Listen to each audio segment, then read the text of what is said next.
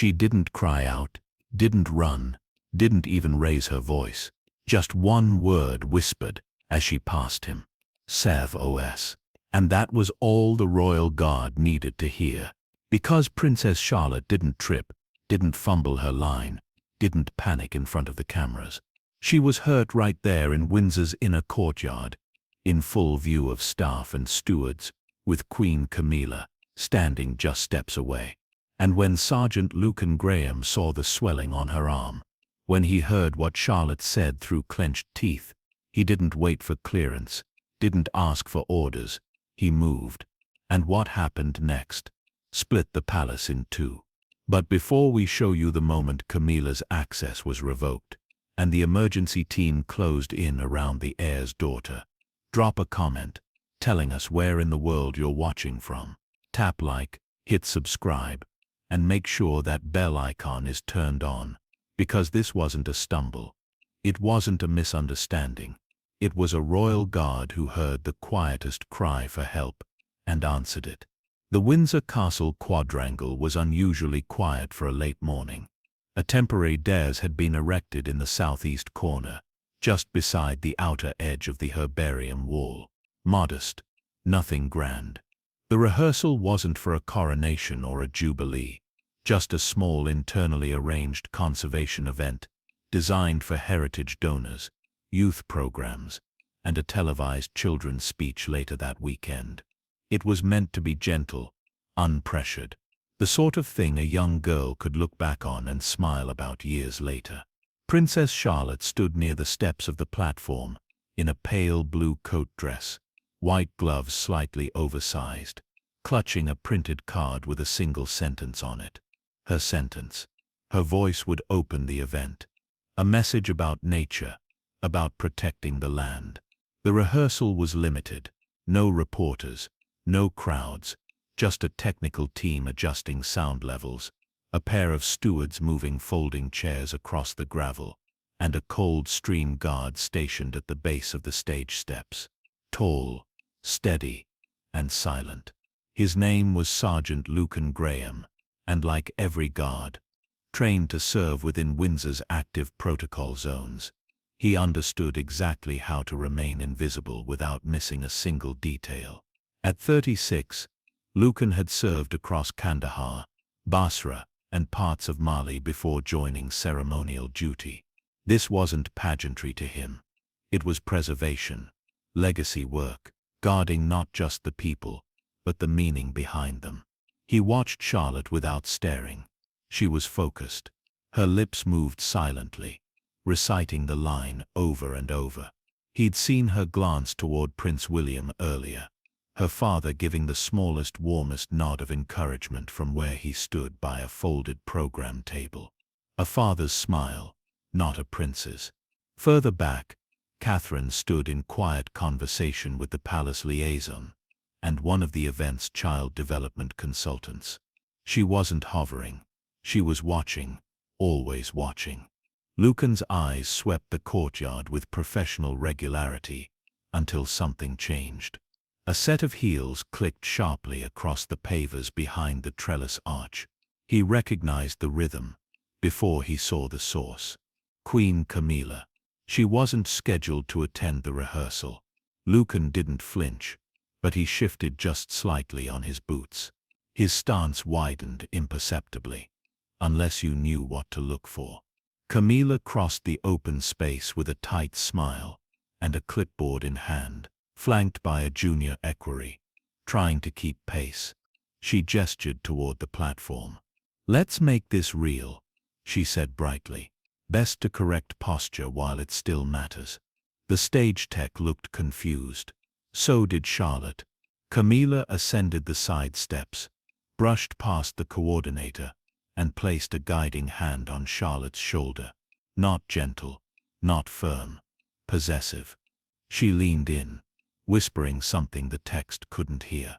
Sergeant Lucan didn't move, but inside his mind, something small just shifted. He could feel it, and the day that was meant for harmony had already begun to tilt. Camilla did not step away after her initial comment. She stayed beside Charlotte, one hand still on the girl's shoulder, the other gesturing toward the front microphones, as if she'd been part of the planning all along. The tone she used was almost instructive, polished, deliberate, but there was no warmth in it. Again, she said, lightly tapping the edge of the card. You rush through the phrasing when you're nervous. Steady pace, straight spine. Charlotte nodded, drawing a slow breath. Her small boots shifted on the temporary stage as she prepared to recite her line once more. On behalf of our generation. I know. Camilla cut in instantly. You're collapsing your stance. Look at your shoulders. She stepped closer, fingers sliding down Charlotte's upper arm. Then, without asking, she turned her slightly, a correction that was more forceful than necessary. Charlotte's balance wavered for a half-second before she caught herself. Lucan's gaze sharpened. He noted it, the tension in the girl's jaw, the unnatural tightness in how she held her breath. Is the mic too high? A technician called out uncertainly. It's not the mic, Camilla replied. It's the footing. She's letting nerves take over. Charlotte wet her lips. I'm okay, she murmured. Camilla's expression tightened faintly. Then don't look like you're bracing for impact. Lucan stepped forward one pace. Still within the boundaries of formality, still neutral in posture, but close enough now to monitor the shifting energy on the stage. Charlotte tried again. On behalf of our generation, I'd like to speak for. Her voice trembled mid-sentence. Camilla exhaled sharply through her nose. Charlotte. The name wasn't affectionate. It was clipped. She placed her hand behind Charlotte's back and pressed slightly, trying to straighten her posture from behind. But the pressure didn't let up when Charlotte adjusted. It increased, slowly, coaxing the girl forward with an expectation rather than guidance. Charlotte winced. She didn't cry out, just a soft inhalation of discomfort that made Lucan stiffen ever so slightly on his stance. Stop shrinking, Camilla whispered. Do you want to look incapable? I'm trying, Charlotte replied quietly. Then try harder. Camilla moved around her just out of view of the cluster of technicians and tugged at the side of her coat, jerking her a few inches into position, as if she were adjusting an inanimate prop. The movement was sharp. Charlotte's shoulders dropped, and her expression faltered, eyes instinctively drifting past the microphones toward the back of the courtyard, searching for Catherine, for William, for anyone who looked like familiarity. But no one intervened. Not yet. Prince William had been speaking with a logistics advisor, unaware of the tonal shift. Catherine's attention was briefly focused on a staging board being handed to her. There was movement everywhere, just enough chaos to mask the slow escalation happening in plain sight. Lucan saw all of it. He saw how Charlotte's knuckles tightened around the card, how her breathing turned shallow, how Camilla's hand never truly left her arm. And when Camilla leaned in again, voice slipping lower, more private posture. Charlotte, royal children do not behave like frightened schoolgirls. There was no microphone to catch it, but Lucan heard every poisoned edge of it. He remained silent. He remained formal, but his entire focus had narrowed into one thing, the space between Charlotte and your grasp. And it was beginning to feel far too small. The rehearsal had lost its softness. The courtyard air, once calm and ceremonial, now held a tension that didn't belong in a day meant for children. And Camilla still hadn't stepped back. It happened in silence for Coty, the kind that feels deliberate. The texts had just finished adjusting the volume on the wireless lapel unit, clipped to the back of Charlotte's sash. A sound engineer gave a soft thumbs up to the liaison steward across the courtyard. Prince William was no longer in immediate earshot. Catherine had been called toward the entrance gate by a visiting coordinator. Everyone's focus was splintered. Everyone except Lucan Graham. From where he stood, 6 paces from the dais stairs, he saw the alignment of details most missed. Charlotte was standing too close to the edge of the raised platform, her right boot half overlapping the brass trim.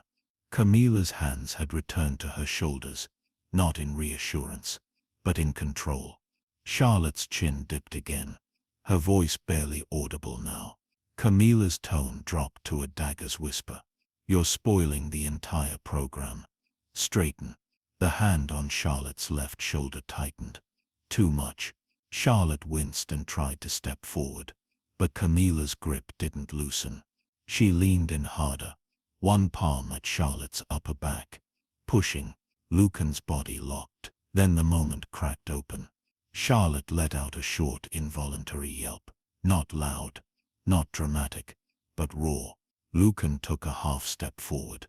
Not protocol, not formation. Instinct. Camilla didn't retreat. She didn't recoil in alarm. She pulled harder. A sharp corrective motion meant to silence the sound, to force posture rather than concern for pain. And that's when Charlotte's foot slipped. She stumbled sideways, her forearm catching the sharp corner of the metal step bracket. As she collapsed down off the raised platform, the clang echoed across the courtyard, like a dropped piece of armor. Charlotte gasped and clutched her right arm with both hands. Her glove fell off. Her card skittered across the gravel. Her breathing became short and panicked. Lucan was moving before his brain finished the calculation. He crossed the distance in 3 strides, pausing only because 2 handlers reached her first. But what he saw turned the movement from reflex to confirmation. Her forearm was already swelling fast and angry, looking just below the wrist. The skin was blotched red along the curve of the bone, and her eyes, wide, unblinking, were locked on Camilla, not out of guilt, but fear. A murmur rippled across the staff. A technician's clipboard hit the ground.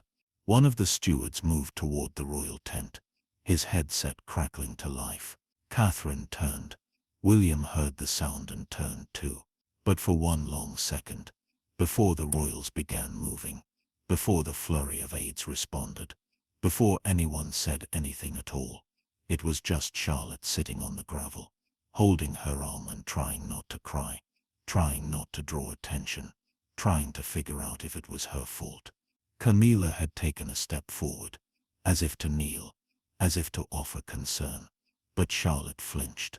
She physically recoiled from the gesture. And that was the moment. Lucan knew this wasn't a rehearsal gone wrong. This wasn't a stumble. This was injury. And the source of that injury was still standing on the dais, unrepentant, unafraid, and until someone said otherwise, still in authority, but not for much longer. Charlotte did not scream. That was the strangest part of all of it. She didn't cry for her mother, didn't call for her father, didn't clutch for attention. She stayed perfectly still where she sat on the gravel, shoulders drawn in, teeth clenched as if sound itself might make it worse. The only movement was the slow tremor in her injured arm as she tried to keep it close to her body. A steward knelt beside her, asking softly if she could move her fingers. A technician hovered with a medical kit, visibly unsure whether to touch her or wait. Camilla spoke first. Her voice carried across the paused courtyard with practiced composure. She tripped. The steps were poorly fitted. There was no apology in it, no hesitation, just a problem to be rationalized. Lucan didn't respond. His attention remained fixed on Charlotte and Charlotte alone. He shifted his position slightly to give her clearer sight lines, and that was when she turned her head not toward the stewards, not toward Camilla, not even toward her father, who was now moving across the gravel, toward her with urgency in his stride. She looked at him. Sergeant Lucan Graham. Her face was pale, her lips dry, eyelashes wet, but unshed. He stepped closer, aware that a guard kneeling beside a royal child wasn't technically sanctioned, but neither was ignoring a wounded one. He kept his voice low as he leaned slightly, just enough so only she could hear. "Charlotte, can you hear me?" A tiny nod. Her eyes darted once briefly back toward Camilla midway down from the dais. "She hurt me," Charlotte whispered. The words weren't dramatic. They weren't loud. They weren't rehearsed. They were just sad. And then came the second part. Urgent now, almost breathless. SOS. Please don't let her come near me. Lucan felt the instant shift run through his spine like electricity. He didn't ask anything else. Didn't probe. Didn't question. The tone was clear. The context was visible. The injury was real. He straightened. And in that single movement, something irreversible changed. He turned his head and pressed 2 fingers against the concealed comet channel, along the seam of his glove. Code Amber. Active incident. He said firmly. Voice controlled. Immediate medical presence and restricted perimeter around the platform. No clearance request. No approval piss. No consultation. A direct breach. Camilla had already descended the steps, now moving toward Charlotte with one hand raised as though to soothe. She's fine, Sergeant, she said briskly. It's a minor stumble. There's no need to escalate this. Lucan stepped sideways instantly and solidly, blocking her approach. His tone did not rise. His posture did not harden, but his presence widened unmistakably. For the moment, he said evenly, no one approaches her. There was a beat of shock. Camilla looked him over as if trying to identify where his authority had come from. You will step aside, she snapped. I'm comforting my granddaughter. Charlotte's hand tightened around Lucan's sleeve. No, she whispered again. Please. Lucan didn't repeat her words. He didn't acknowledge them verbally. He just held position. Behind him. William's footfalls closed in quickly now, boots crunching over gravel, his eyes locked directly on Charlotte's visibly swollen arm. His expression faltered the moment he saw it. Charlotte, he said sharply. What happened? Lucan turned his head only slightly, just enough to respond without shifting his body away from the child. She reported harm. He said calmly. I've activated emergency support. The words carried. Technicians heard them. Stewards froze mid-step. An aide's glance toward the dais was enough. This was no longer rehearsal. This was a breach. William dropped beside Charlotte, Catherine closing in. Face tight. Camilla stood a step too close on the wrong side of a line. The royal guard had just drawn with his stance.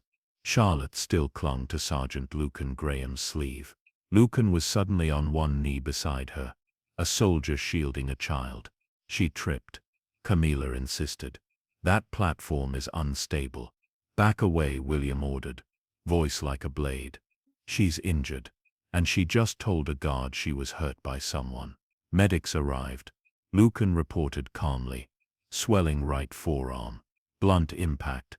Victim in shock. He said victim, not child. And the word landed. A scan showed soft tissue damage and a likely microfracture. Catherine asked quietly, who reported harm? Princess Charlotte did, directly and clearly. Lucan replied. Camilla tried again. I was coaching her. You laid hands on my daughter. William snapped. You are not her guardian. Step back. 2 aides guided Camilla out. The rehearsal silently collapsed. Chairs half-folded, mics abandoned, staff dispersing. In the medical wing, the royal physician confirmed a shallow fracture and shock. Will she be there? Charlotte whispered. No, Catherine said. She's not allowed near you. Not now, not again until this is resolved. A safeguarding report was filed. Minor reported harm. Under 18. Catherine added. Victim's own verbal report confirmed. Witnessed by royal guard. She told Lucan. Your orders remain. You stay with the family. Thank you for not waiting. In a private room, William faced Camilla. She slipped. She protested. No, he said. She said SOS. I'm taking my daughter's word. You no longer have unsupervised access to the children. That night, Camilla's appearances were quietly removed. Access to royal children was locked. Lucan returned to his quarters and found an unsigned note. No ceremony, just thank you. Should the guard have stepped in that fast? Is there any way back for Camilla? Share your thoughts in the comments. Hit like and subscribe, and we'll see you tomorrow with another story from inside the palace walls.